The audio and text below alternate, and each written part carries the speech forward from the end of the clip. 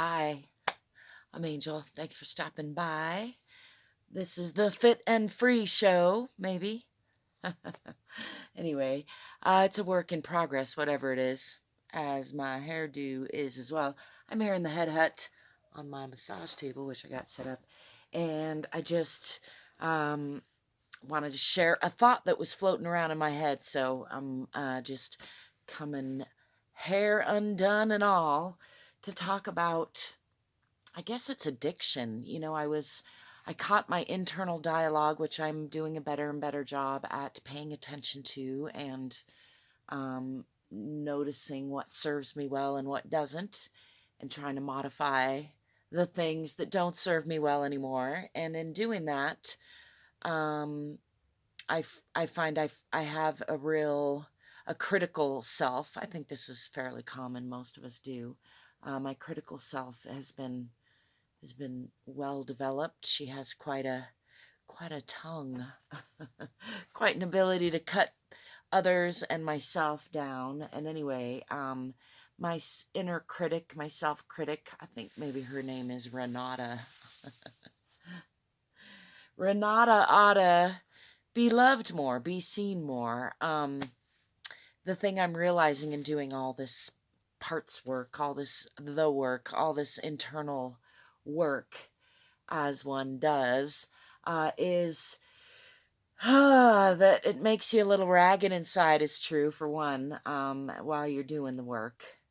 Because it's a process, is the thing. It's not just a one-time deal. It's like any kind of work. It takes practice. It takes doing it again and again. So anyhow, back to my internal dialogue, my inner Renata today that I was tuning into and noticed was chiding me for having inhaled a quarter of a pie yesterday, which is a valid thing to chide someone over, really, in many ways. And the thing of it is that I am well aware that eating a lot of sugar, and this was a sugar-free pie actually in my defense, but still sugary and not, it's just, so see how I just rationalized there. It's just interesting to me, and I'm noticing how clearly there's an underlying something that I'm getting from certain behaviors, and we tend to call them addictions, and that's an easy thing to call them, but I hesitate, or I'm, using my mental air quotes for that, because I think it's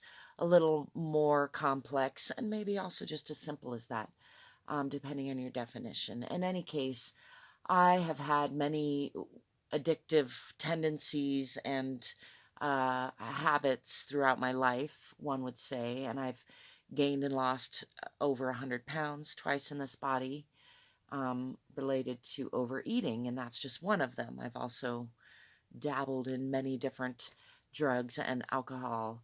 But I would say the most damaging of my addictive patterns is negative thinking. Maybe it's an addiction to the chemicals of anger,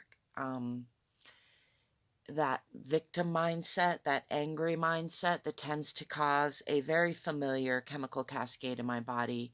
And I've come to recognize that it's that negative thinking loop that then can cascade me into that chemical loop that is really at the crux, at the heart, at the center, at least as far as I'm able to see at this point. Of course, the more I learn, the deeper, the more I don't know, right? I don't know if you've experienced that. In any case, the point of this is just that I want to remind you that when we have a pattern of behavior that doesn't serve us anymore, that we start to recognize, it's, I don't find it helpful for myself to just like deem that a negative and try to get rid of it by resisting it, or overcoming it with self-discipline. All those things can be helpful, maybe, depending on the timing, but ultimately I've had to, that's why I called her my inner resistant, teenager, rebellious, inner critic side, Renata. And actually, I'm going to spend a little, one of the new kinds of work that I'm going to be doing. It's a new, old, whatever. I'm going to do another iteration of embodiment work with my various parts in the near future, because this has been coming up a lot for me. However, for now, I'm calling her Renada because that seems fitting. And none of that's the point. It doesn't matter. That's just, I share that to demonstrate, like, that's a good part of the process to symbolically characterize aspects of yourself once you notice a pattern. And then it can be looked at and loved and given space within the realm of the whole, integrated into the whole in a loving way. And that tends to make Renata, if I, just to use this analogy of the inner Renata child, if I was just like a rebel, you know, maybe my 14-year-old critical, super critical 14-year-old who knows everything about everything, right? Can't teach Earl anything. Maybe her name is Earl, actually, but in any case, Renata is a little bit contrary.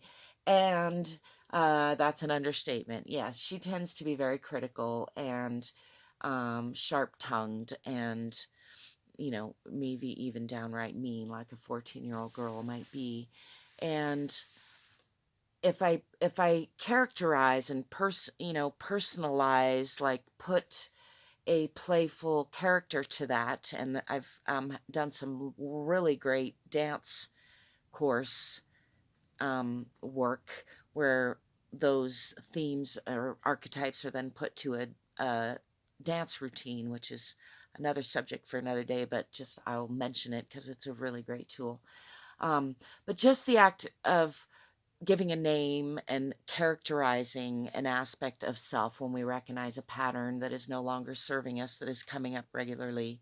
In my case, it's eating sugary and or really it's the sugar, I think, maybe the breads, you know, thing in general, just the idea of there are things that I say to myself, oh, I'd rather not eat so much of that.